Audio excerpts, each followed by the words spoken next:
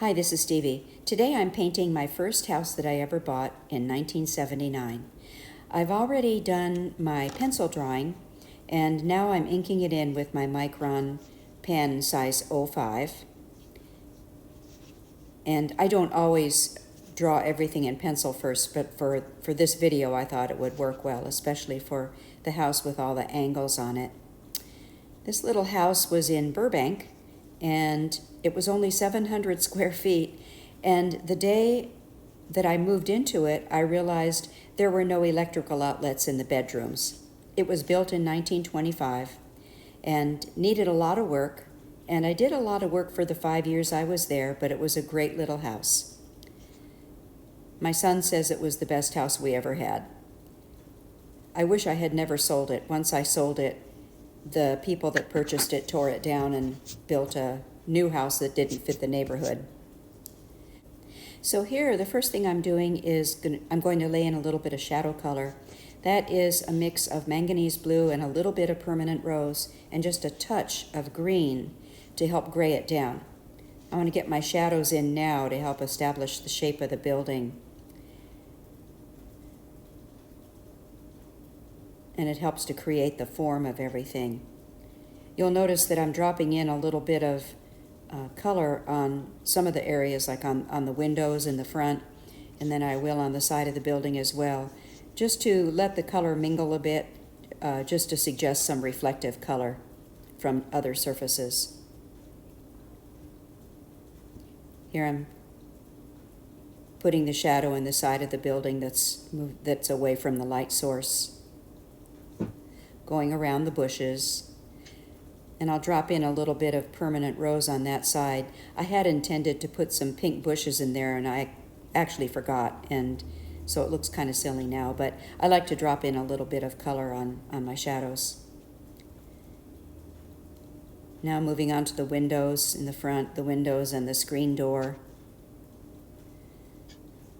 And those windows are not dark enough, and I want to mention that you won't see it in the video, but later on I went back and darkened up the windows and the door quite a bit just to create the contrast with the white building. I think you see it in the final photo that I posted. So going around the window frames, getting those shadows in. And then I'm putting in a little bit of ultramarine and burnt sienna and just letting those colors mingle. I didn't mix them first, but that's a good mix to get a black color. But it's so much more interesting if you just drop them in separately in areas like that. Getting the shadow on the front step.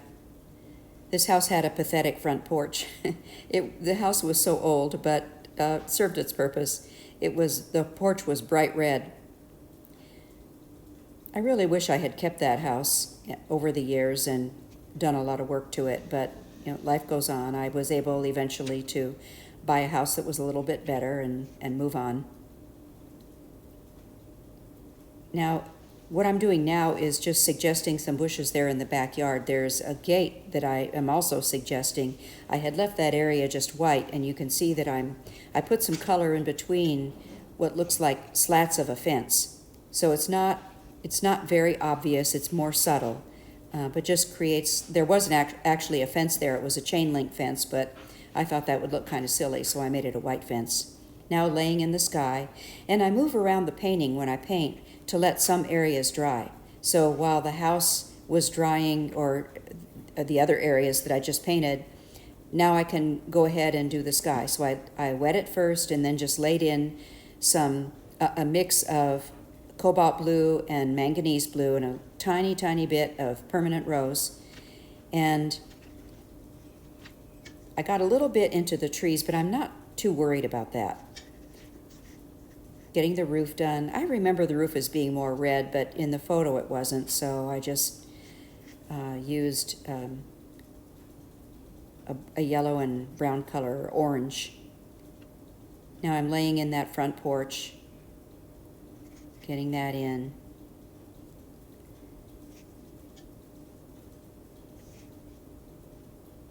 Going back and strengthening those shadows around the door and the windows.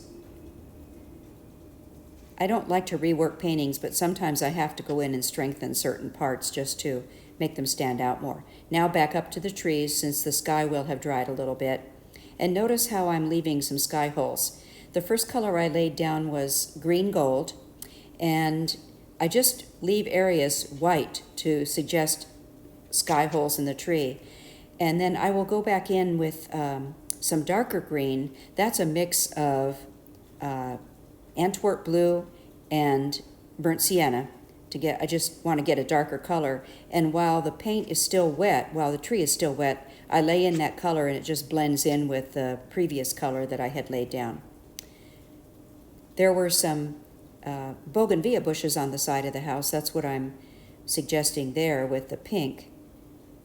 And I'll go in and add some green to that too, but starting out with the pink.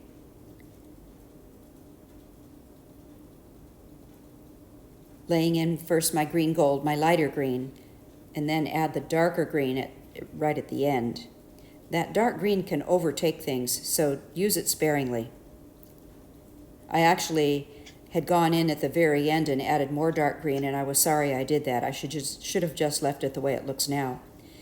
And there were some other bushes in the front of the house. I'm suggesting those with the yellow and the green.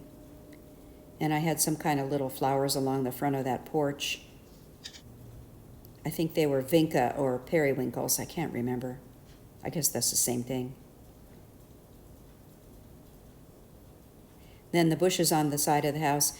As I think back, I think those were geranium plants, Martha Washington geraniums, but I forgot to put the pink in there, so now it's just bushes.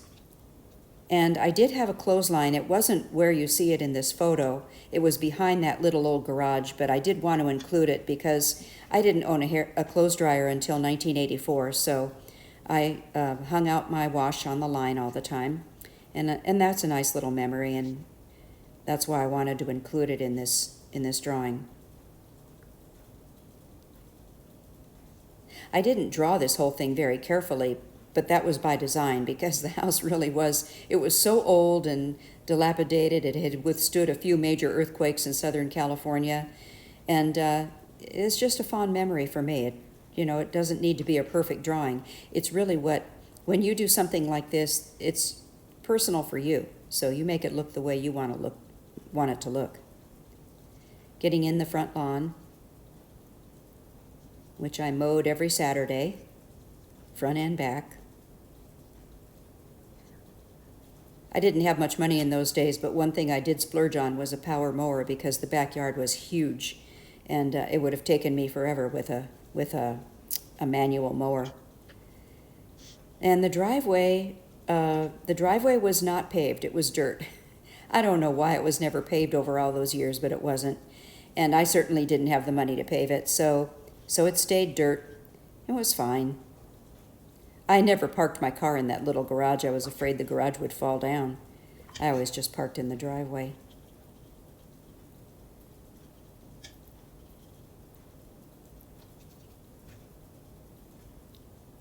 Getting the colors in to suggest the driveway, some burnt sienna and a little bit of orange.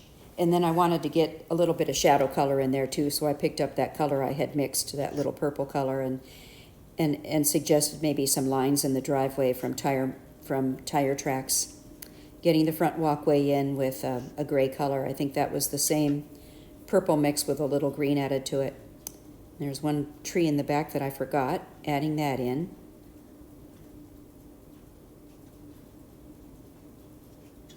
Some final details on the roof. That's more of a shadow side of the roof. And back over to those bougainvillea plants. I really don't like the red that I added there either. I should have just left it alone the first time. Sometimes it's better to just leave it alone and think about it till the next day and then decide what you want to do. And this house was your typical cottage, that was built in those days in the 1920s. And so it had the clapboard siding, and so that's what I'm indicating here, just some lines to show the boards on the house and the tiles on the roof. I think this was one of those kit homes that Sears sold, and I've done the research on it.